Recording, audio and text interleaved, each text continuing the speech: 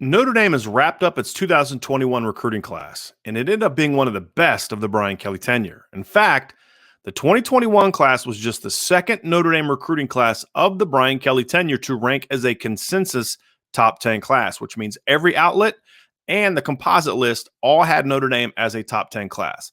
The last time that happened was 2013. That class had players like Jalen Smith, Will Fuller, Mike McGlinchey, Cole Luke, Isaac Rochelle, Malik Zaire. You get the point. It was an outstanding class that had a big impact at Notre Dame, and this class has a chance to do the same. Now, where this class doesn't quite fill the same standard as other classes is I don't think there's quite as many high-level, five-star player caliber upside players in this class. I don't have as many players in this class with five-star upsides as I did in 2020, for example. And I also don't have it with as many five-star upside players as the 2018 class, which was the last time Notre Dame had a class that was a composite top 10. It was one of five. Notre Dame's other three beyond 2021 and 2018 were 2017, 2013, and 2011.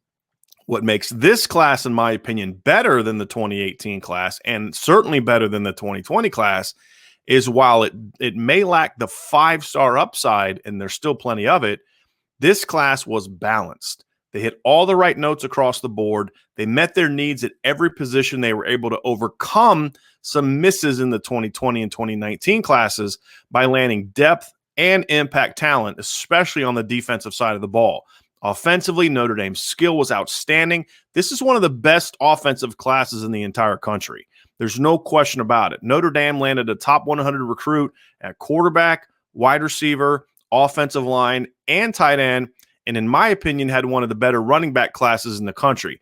It's not going to have the flash and flare of some other running back classes, but the two-man group that Notre Dame is bringing in is a really good group. The defensive class lacks as many high upside players or high-level players, highly ranked players, but there's a lot of upside in this group, especially along the defensive line at cornerback. So that is really kind of how I see this class. Let's look at how the services have evaluated this class.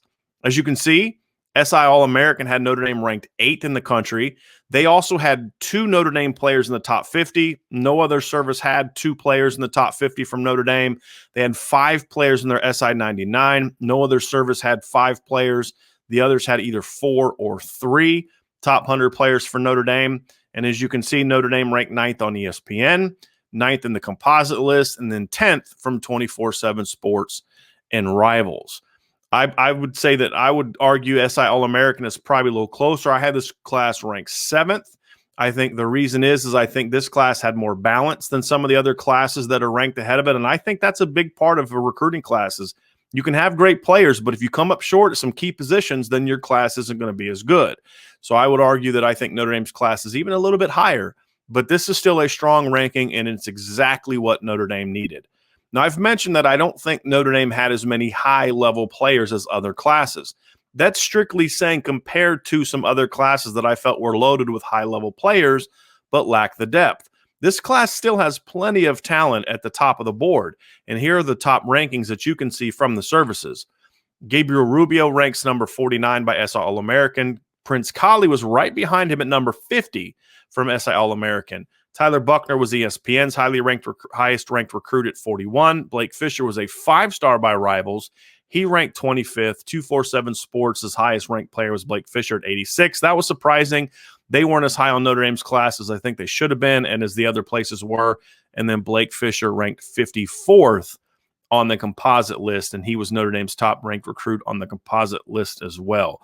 For me, I had 3 players grade out as top 50 recruits. I think this was a very strong class. Again, as I said, a very deep class and a class that Notre Dame absolutely needed to solidify the roster and the depth chart moving forward. The next step for Notre Dame, however, is to do even better in 2022.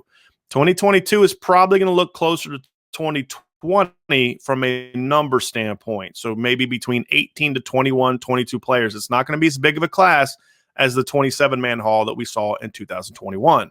That should allow Notre Dame to focus on more high-impact players. If they can add a high-impact class in 2022 and meet the needs better than they did in 2020, then Notre Dame can take yet another step towards really getting over that hump. But there's no doubt about it. the 2021 class helped Notre Dame do that. That's going to be it for this show, for this podcast. Make sure you subscribe to our YouTube channel. Give us a like. Leave a comment. If you have a question, you want me to follow up on something, or you're uncertain of something, you disagree with something, feel free to leave it in the comment section. Would love to engage with you down there, and do that for all of our shows. We would love to really build a channel that's interactive. If you guys have ideas for shows, things that you'd like to hear us talk about, let us know, and we'll definitely think about it. We'll definitely add it to our to-do list because we want to start putting out more and more videos. Stay locked into irishbreakdown.com, where we have all of our written content. And, of course, subscribe to our Irish Breakdown podcast. Thanks for being with us, and we will talk to you again very soon.